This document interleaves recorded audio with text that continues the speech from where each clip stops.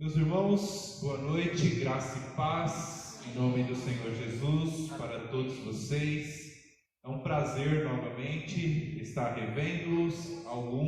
Estou conhecendo aí pela primeira vez. Tem alguns rostinhos novos que eu não vi na semana passada aqui. Espero ter um tempo aí para conversar um pouco com vocês e Deus possa abençoá-los ricamente, em nome do Senhor Jesus, tá bom?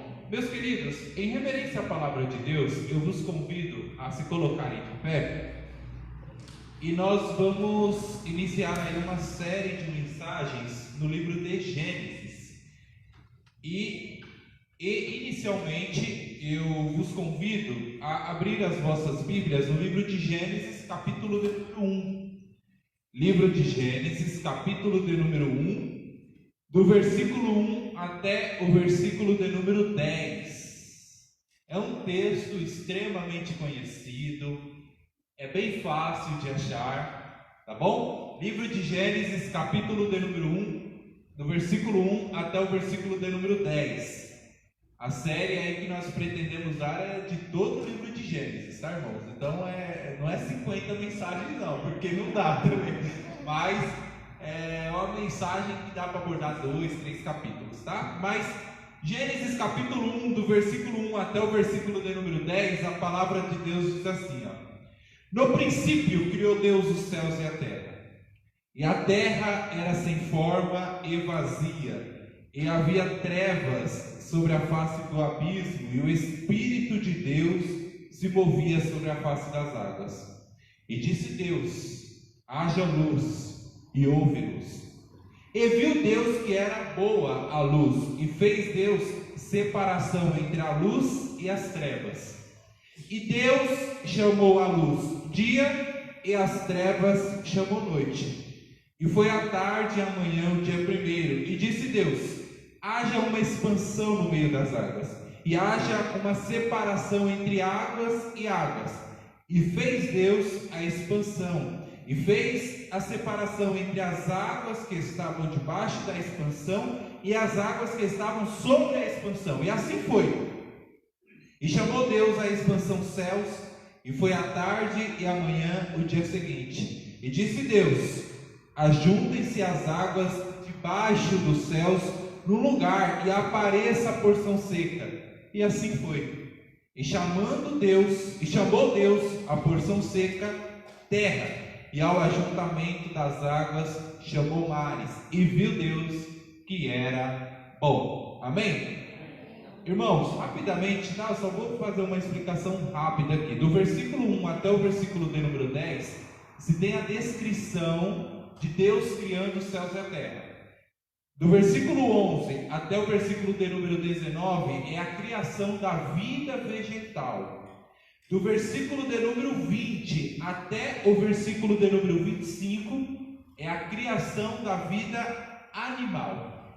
E do versículo de número 26 até o versículo de número 31, que é onde se encerra o capítulo, se tem a criação do homem. Então o livro de Gênesis, no capítulo de número 1, tem o foco de apresentar Deus como Criador. E é sobre isso que eu quero refletir com vocês essa noite. Amém? Vamos orar? Querido Deus, em nome de Jesus, eu peço a Ti, ó Deus, o direcionamento da Tua palavra.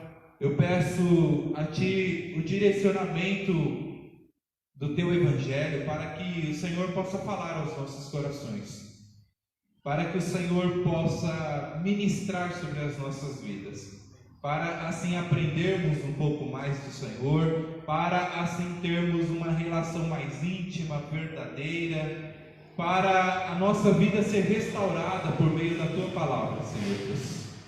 Nos fortaleça, nos ajude, nos conceda a Tua graça. Em nome de Cristo Jesus oramos agradecidos. Amém. Assentai-vos. Querida igreja, a humanidade, de um modo geral, todas as pessoas têm medo das forças da natureza. As pessoas têm medo de um asteroide, têm medo de um furacão, têm medo, de repente, de um asteroide em rota de colisão com a Terra, tem medo de armas, tem medo da destruição que a natureza causa na vida das pessoas.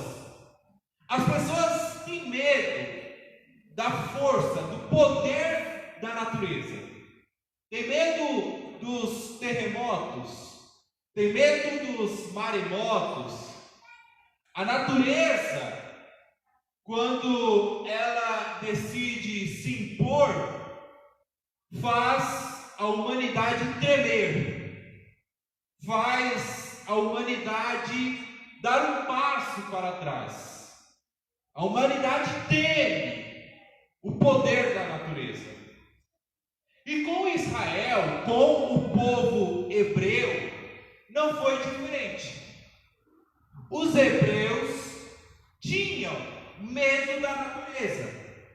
Os hebreus tinham medo dos furacões, tinham medo dos grandes ventos, tinham medo dos terremotos.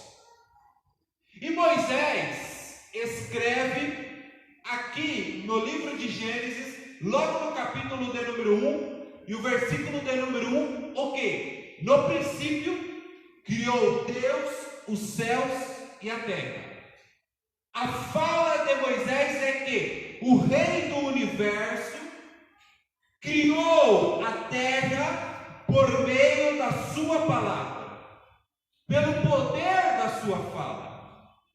A fala de Moisés é direcionada para o hebreu, para aquelas pessoas que estão preocupadas e têm medo da natureza.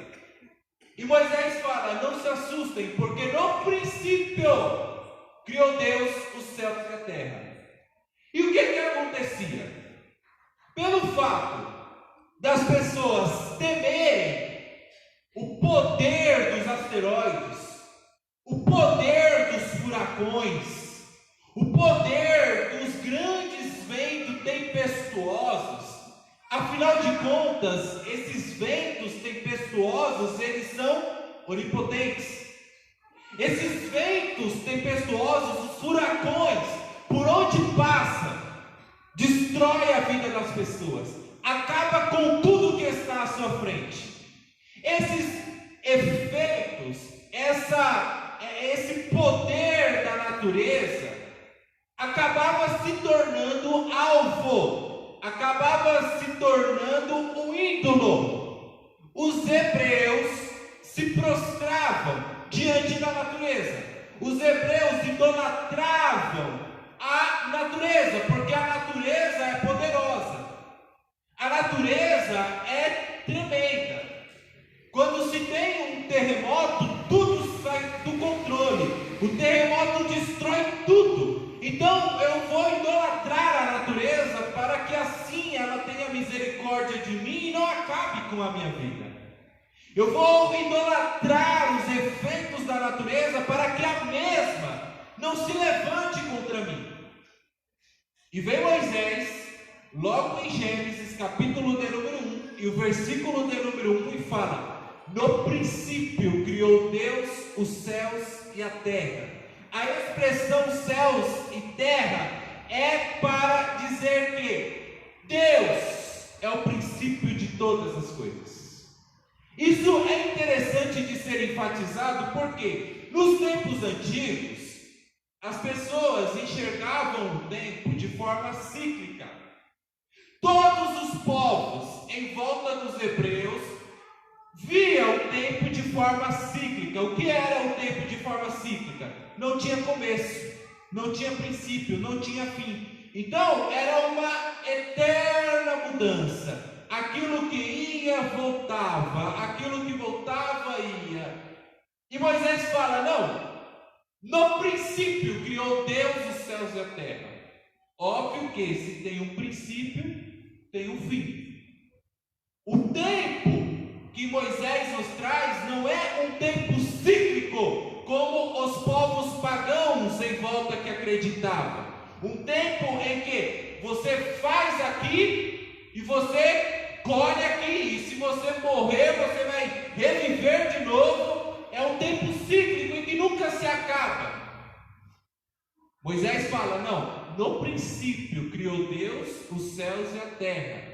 É linear, é contínuo. E se tem um começo, tem um fim. E qual é o fim? Jesus. Em Apocalipse fala que Jesus Cristo, ele é o alfa e o ômega, o princípio e o fim. Aquele que era, aquele que é e aquele que há de vir. Então, Moisés fala, não existe tempo cíclico, não existe uma eterna mudança, não existe uma eterna rotação. No princípio criou Deus os céus e a terra. E aí, o que Moisés procura falar é que Deus é o Criador, o Autor, o Rei do Universo é quem criou a natureza. O Elohim, o grande El Shaddai, ele é o Criador. O conflito nasce a partir do versículo de número 2. No versículo de número 2 é que o negócio começa a ficar um pouco estreito, porque Deus é o Criador, sim, ele é o Rei do Universo, sim, mas o versículo de número 2 fala assim: e a terra era sem forma e vazia, e havia trevas sobre a face do abismo, e o Espírito de Deus se movia sobre a face das águas. A expressão Tahu Abu em hebraico, que significa o quê? Um caos.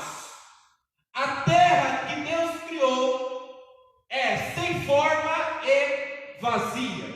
E não só apenas isso, a Bíblia fala que ela tem um abismo. Abismo, escuridão, não significa mal. Não significa que Deus criou mal. A terra que Deus criou é uma terra que ela é sem forma, é vazia e ela tem um abismo. Mas o versículo de número 2 também nos informa que havia trevas sobre a face do abismo e o Espírito de Deus se movia sobre a face das águas. Isso significa que o Espírito de Deus não está nas trevas. O Espírito de Deus não está em um lugar onde está um abismo. O Espírito de Deus paira sobre as águas, ou seja, ele está acima desse caos que a terra está vivendo.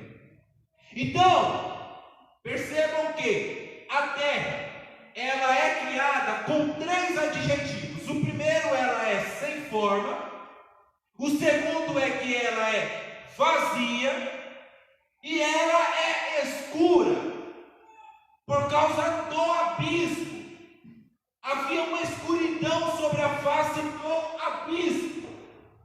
E aí Deus, ele vai começar a sua criação. Deus, ele vai dar continuidade na sua criação para frear, para resolver a situação da terra ao qual ele está criando. Porque o propósito de Deus é que o homem venha a existir. O propósito de Deus é que o homem venha a ter vida. Então Deus passa a falar. Deus passa a agir. E a sua primeira fala é para se opor às trevas. A primeira fala de Deus é para frear as trevas. No versículo de número 3, e disse Deus: haja luz, e houve luz. A terra, ela era sem forma, ela era vazia, e havia uma escuridão sobre a face do abismo. Mas Deus cria a luz.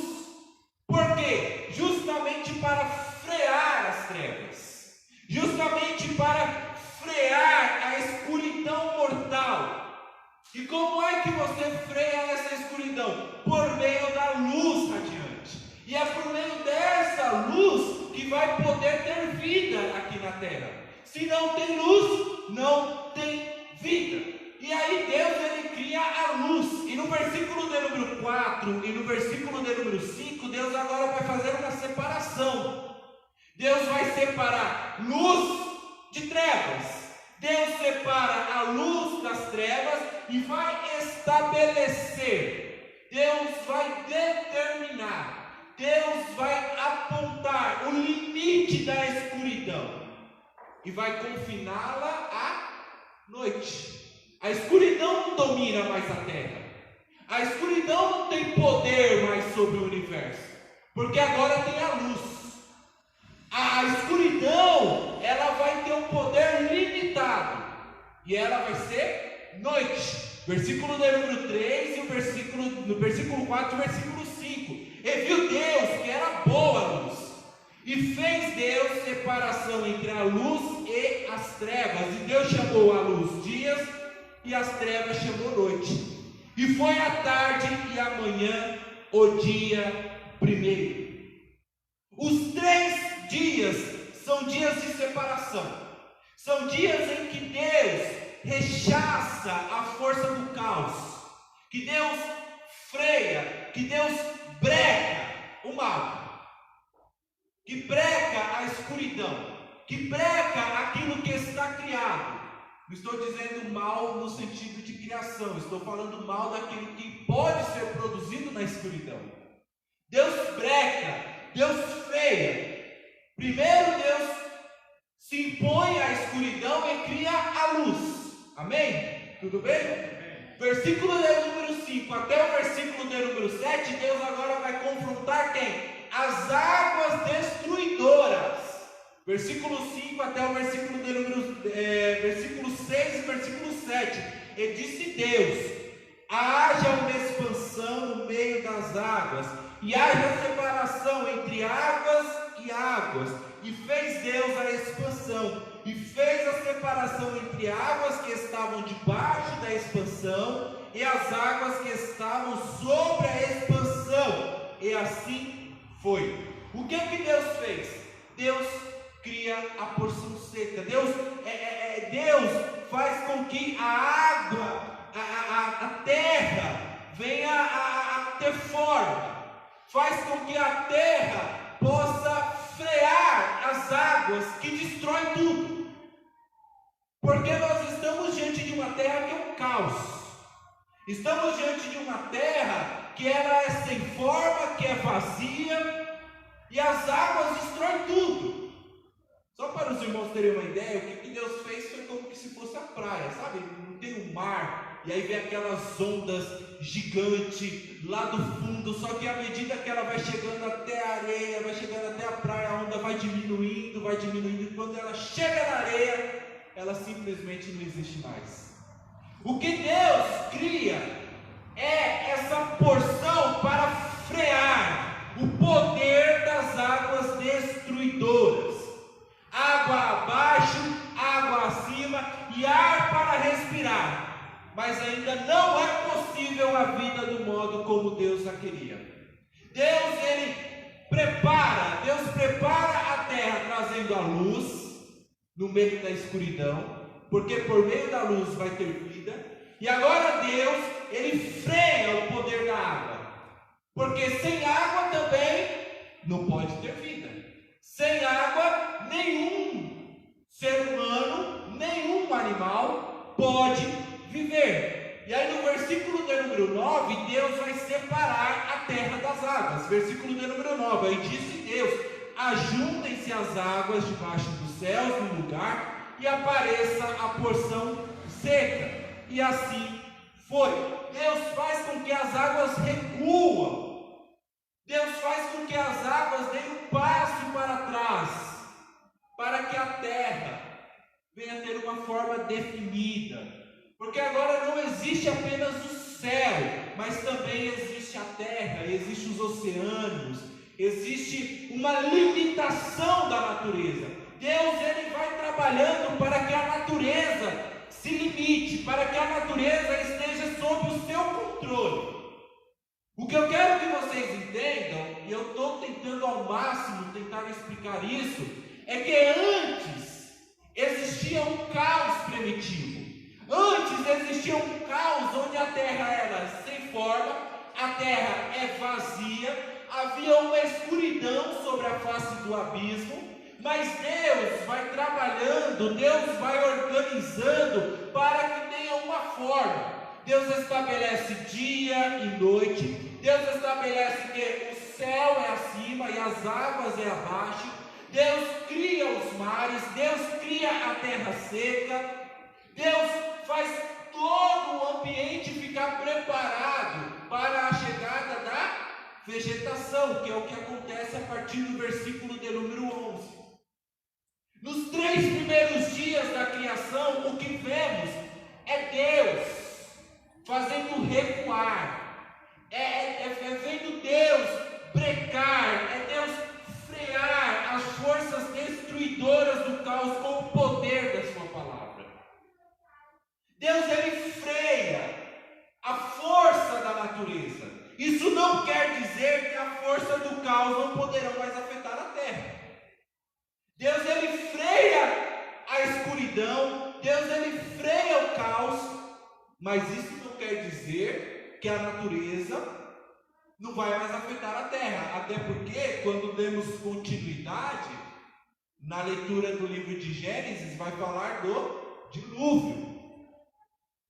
O dilúvio é a força da natureza usada pelo próprio Deus para impor limite, para ensinar a raça humana, para ensinar os homens, para ensinar as pessoas a se converter, a ter uma vida com Deus.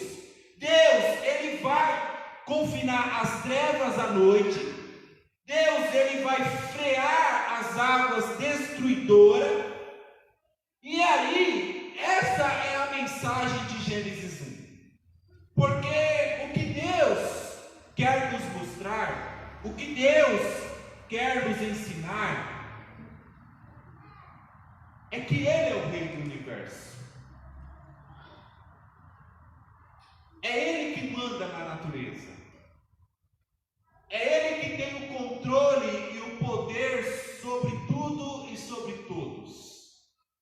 Nós achamos que Deus é apenas uma entidade.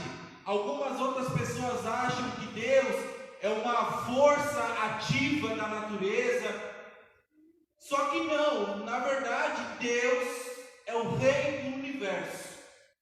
E nos tempos antigos existia dentro da cultura dos povos o poder da palavra do rei. Toda sociedade, todos os povos tinham um rei, e esse rei tinha um poder da sua palavra fora do comum, porque quando o rei falava, tinha que fazer, quando o rei dizia, tinha que se realizar. Por isso é que Moisés traz a ênfase aqui no capítulo de número 1. E disse Deus, e disse o Senhor. Significa que Ele é o Rei do Universo. Nós não temos reis aqui de forma humana, nós não temos reis aqui de forma presencial. O nosso rei é o Rei do Universo. E quando Ele fala, haja luz, houve luz. Deus é o Criador dos céus e da terra. Nós não precisamos de uma pessoa para reinar sobre nós. Ele é o nosso Rei. Ele é o Criador. Ele é o grande eu sou. Gênesis 1 nos mostra, Gênesis 1 nos ensina como é o Rei do Universo. Deus é o dono do universo. E por meio da sua palavra, por meio dos seus decretos, Ele fala e tudo se cria. Ele decreta e está decretado. Ele fala e está falado. Ele autoriza e está autorizado. O poder da palavra de Deus é para que Ele diz e tem que ser feito, porque Ele é onipotente, Ele é o grande eu sou. Ah, pastor, mas e as forças da natureza? E o poder da natureza? Tá, é simples, é para testificar é para mostrar, é para revelar o poder e a soberania de Deus. Alguém conhece aqui, já ouviu falar da lei da gravidade? Todos que conhecem aqui, sabem o que é a lei da gravidade? A lei da gravidade é o quê? Vamos pegar aqui, ó. Se eu pegar essa garrafa d'água aqui e soltar, ela vai cair no chão. Não tem o que fazer. A lei da gravidade basicamente é que tudo o que está na terra, fica na terra. Não pode, por isso é que o homem, e isso daí a física fala, né? O homem foi criado para viver na terra. Se o homem querer ir lá para sair da terra e ir para um outro planeta, sem aquelas roupas de astronautas, né? Ele vai inchar e vai explodir no ar, porque não tem atmosfera. Se o homem for para o mais fundo do mar, ele encolhe, ele morre. O homem foi criado para viver na terra. Ah, pastor, mas o que isso significa? As leis da natureza é para testificar e mostrar o poder de Deus. Como assim? É simples. Se eu soltar essa garrafa aqui no Brasil, ela vai cair no chão? Vai cair no chão, amém? Amém. Se eu for lá para o Japão, lá no outro país, lá na Ásia, lá, e soltar essa garrafa também, ela vai cair no chão? Se eu for lá no Afeganistão, o negócio lá está complicado, se eu soltar essa garrafa, ela vai cair no chão? Isso significa que a lei da física, ela é onipresente, ela está em todo lugar. E essa característica é de quem? De Deus. Qualquer objeto que eu soltar vai cair no chão. Se eu soltar, não sei, uma televisão, eu estou vendo aqui uma TV. Se eu soltar uma TV aqui no Brasil, o chão vai sugá-la, ela vai cair. Se eu for para outro país, se eu for para outro lugar, vai acontecer da mesma forma. E assim é com qualquer coisa. Se eu soltar um guarda-roupa, se eu soltar uma pena, tudo vai ser levado ao chão por causa da lei da gravidade. A lei da gravidade, ela suga tudo para o chão. Significa que a lei da gravidade é onipotente. E quem é onipotente? Nosso Deus. Tudo o que acontece, todas as leis da física, tudo o que está em nossa volta é para apontar, é para direcionar o Rei do Universo, é para mostrar que Ele é o grande eu sou, que antes de haver luz, houve cruz. A lei mudou, as leis da física mudaram em algum momento?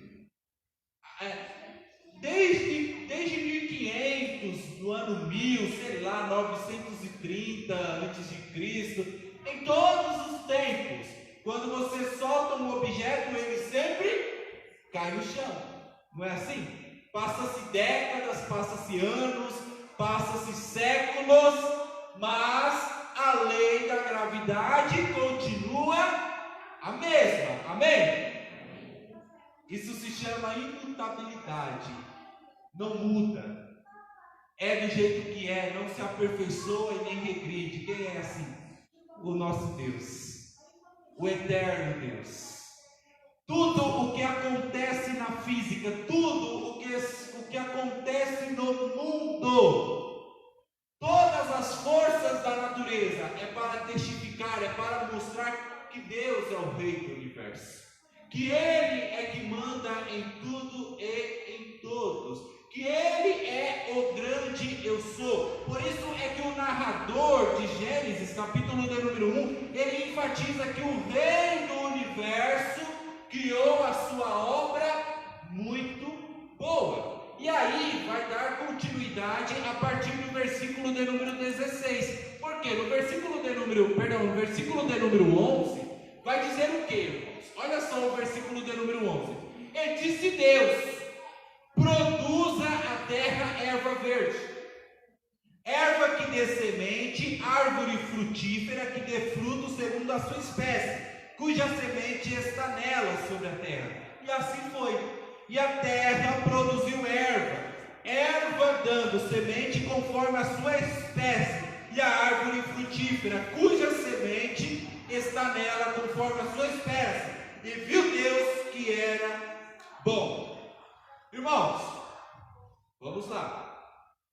O que Deus cria agora, aqui a partir do versículo de número 11? A vida vegetal.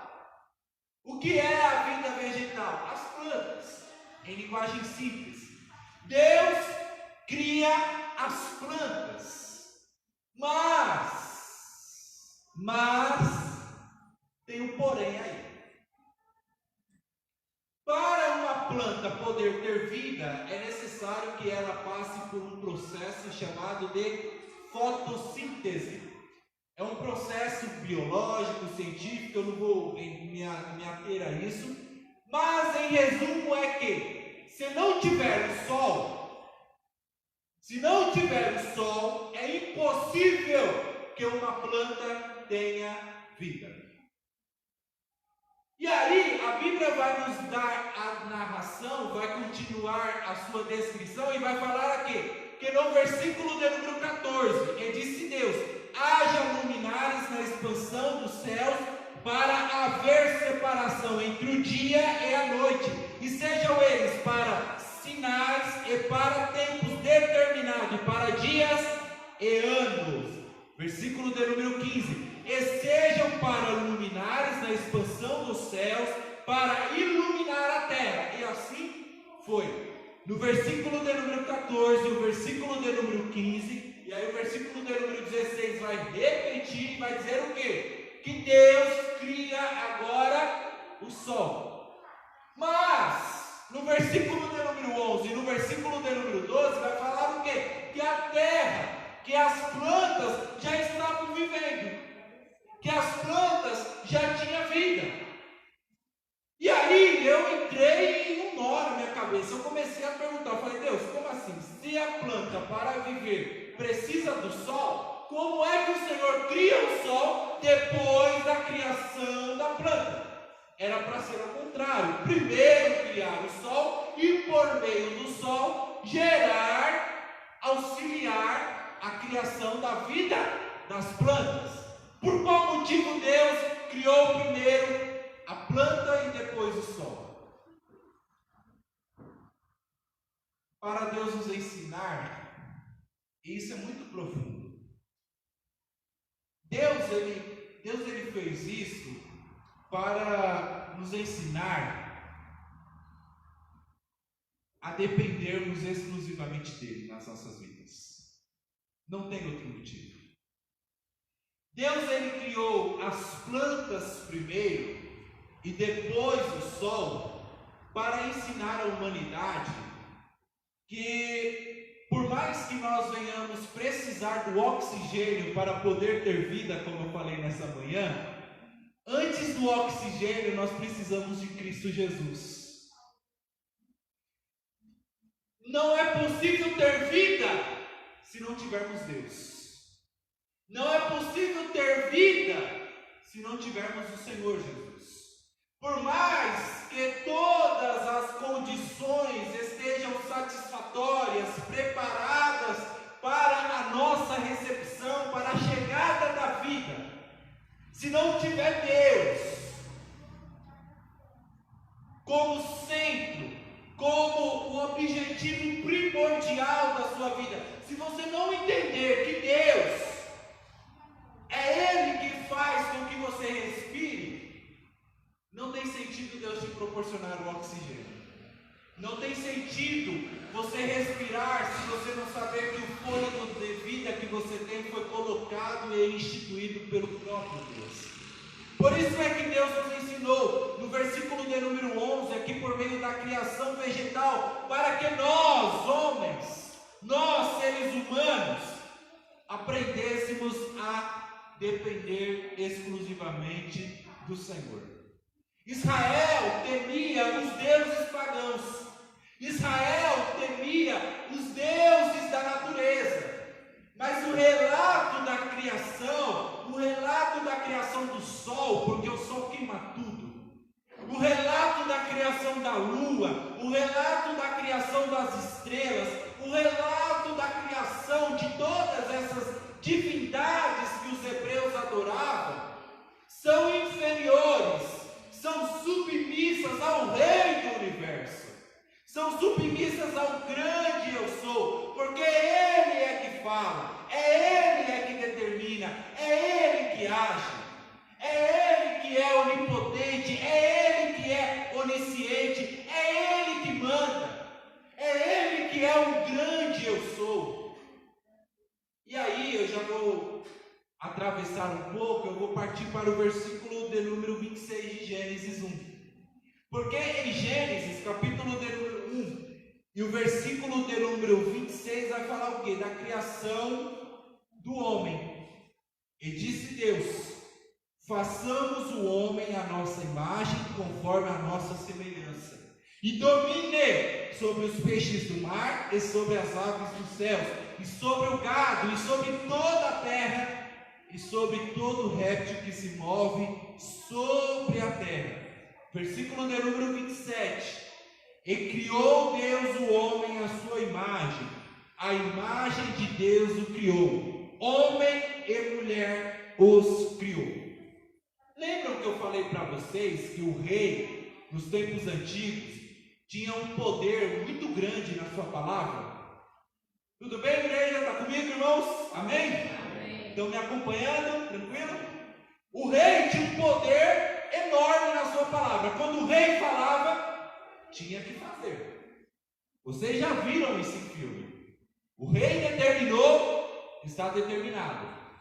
Nos tempos antigos, os reis tinham o costume de colocar imagens de si mesmo em todos os lugares que ele ia.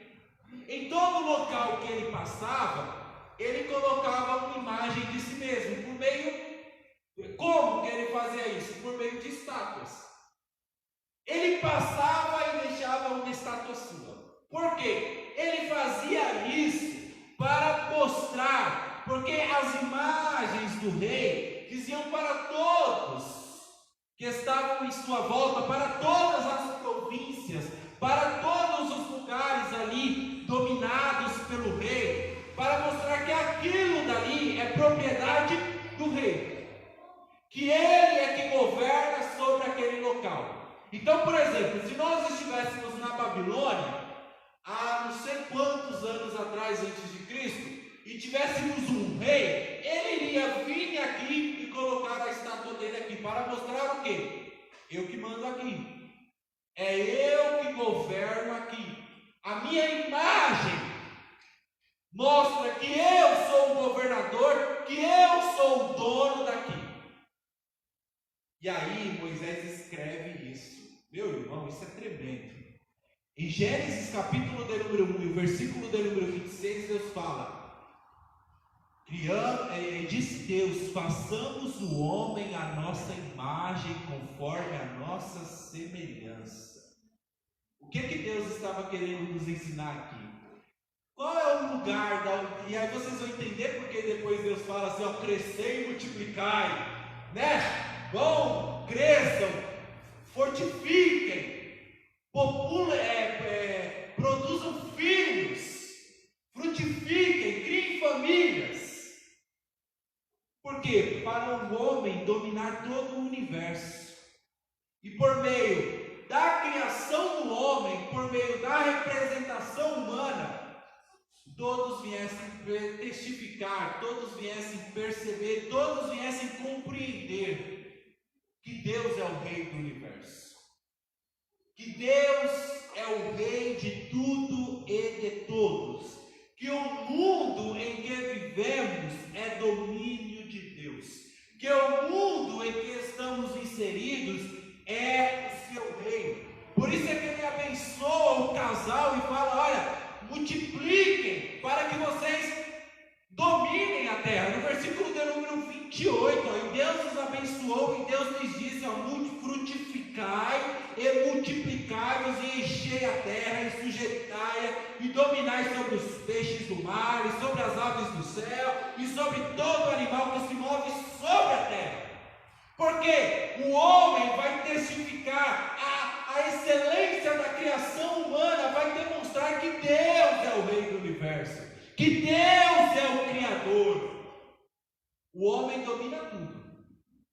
só não pode dominar uma única coisa. Qual é essa coisa?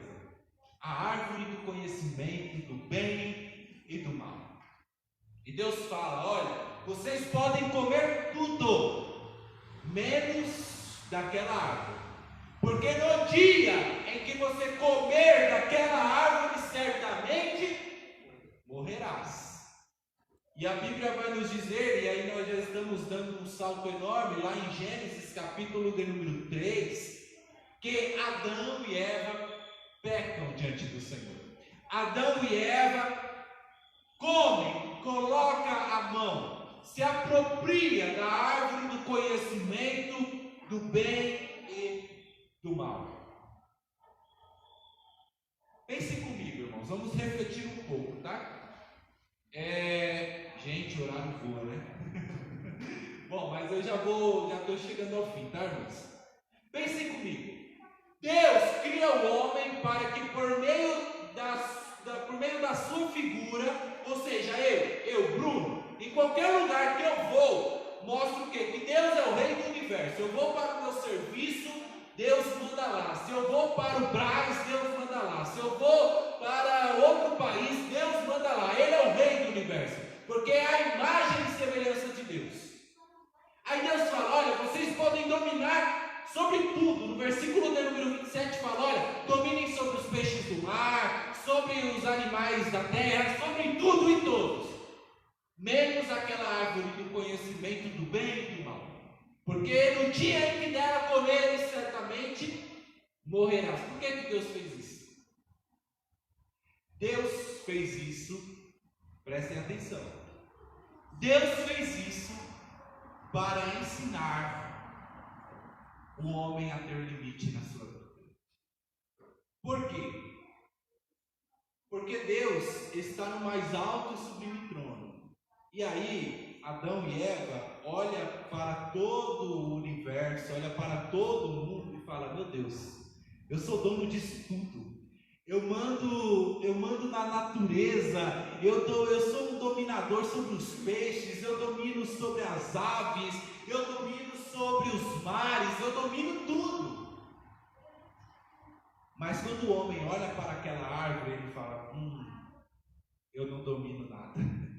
Porque antes de eu dominar algo, antes de eu querer criar um navio para dominar o mar e atravessar o oceano por meio de um navio, existe um Deus que me criou.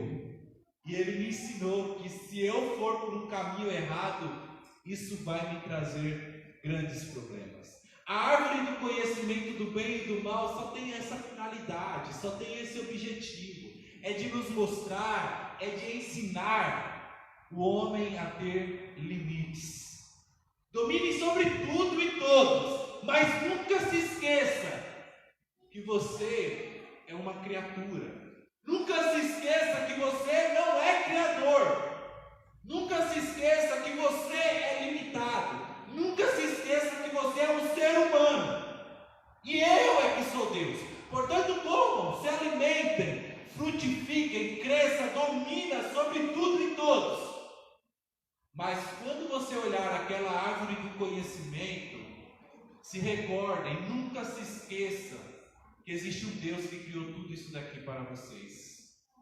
Esse é o objetivo, essa é o grande alvo da criação de Deus.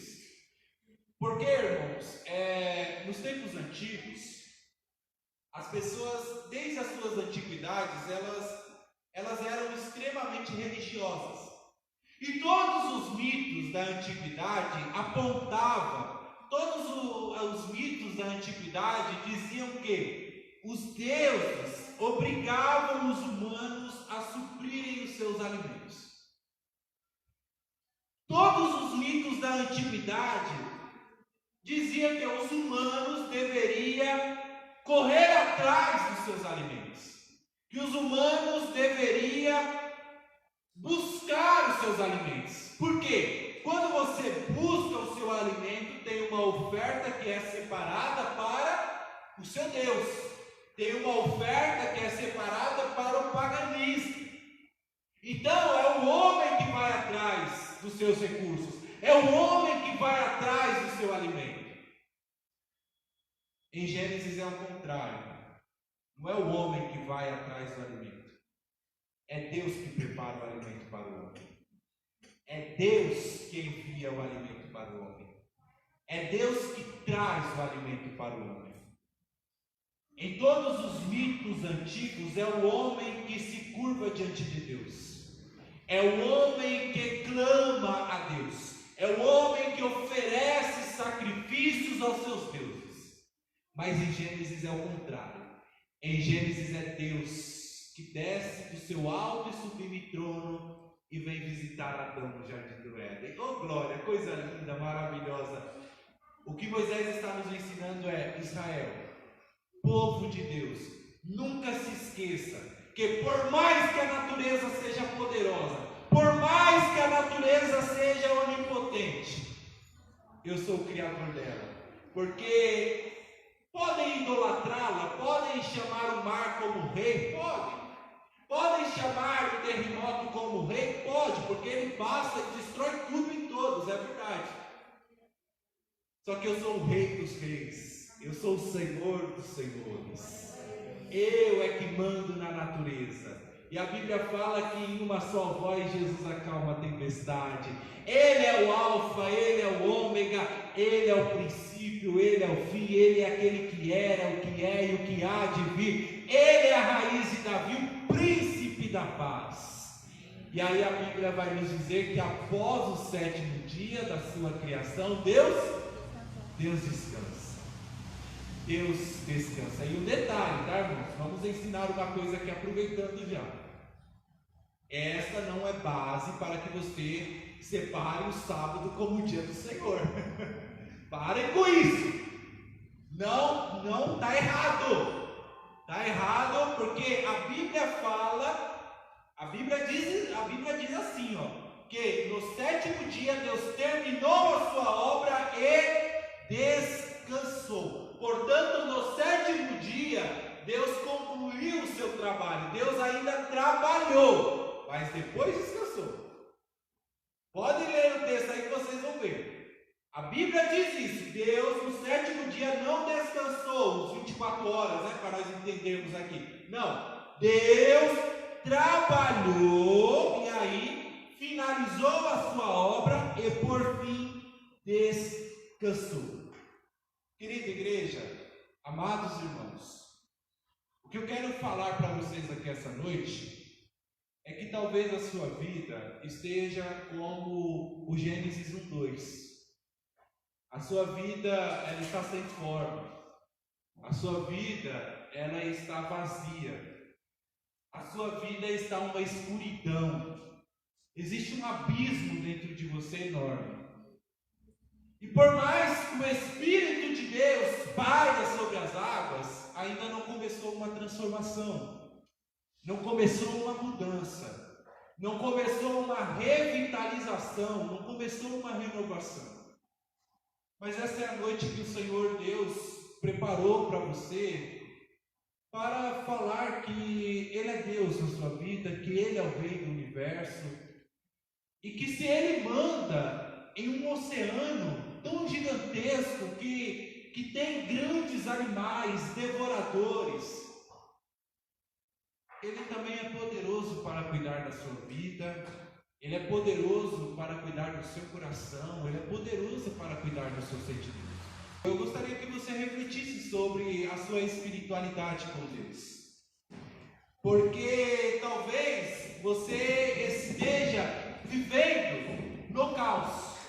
Talvez você esteja vivendo nessa situação, onde não tem alegria, não tem luz, não tem pacificidade, porque o que tem no seu coração é o caos, é águas destruidoras, é ventos tempestuosos, é furacões. A força da natureza está dentro de você, de modo que você, por onde passa, destrói tudo e todos que estão à sua frente, porque você está chateado, está amargurado diante dos problemas da vida. Mas essa noite o Espírito Santo de Deus, ele quer pairar sobre a sua vida. O Espírito Santo de Deus quer trabalhar no seu coração. E da mesma forma que ele disse lá em Gênesis, capítulo de número 1, ele falou, ó, e disse Deus, haja luz e houve luz. Hoje o Senhor Deus, ele quer falar diretamente na sua vida, diretamente ao seu coração.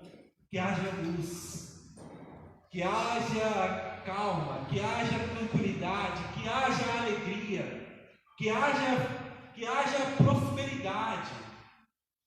Porque... E aí é lindo, né? Porque o texto de Gênesis 1 enfatiza muito isso. E viu Deus que era muito bom. Deus, ele quer olhar para você e olhar como criatura dele, como representante do seu reino aqui na terra, porque você representa o reino de Deus. Aonde você vai, você é como um embaixador de Cristo. Paulo fala isso. Aonde você vai, você testifica e mostra: o rei do universo manda aqui. O rei do universo governa aqui. E Deus, ele quer te transformar. Deus, ele quer trabalhar na sua vida, porque no final ele quer olhar para você e falar: é bom, é bom. E viu Deus que era muito bom.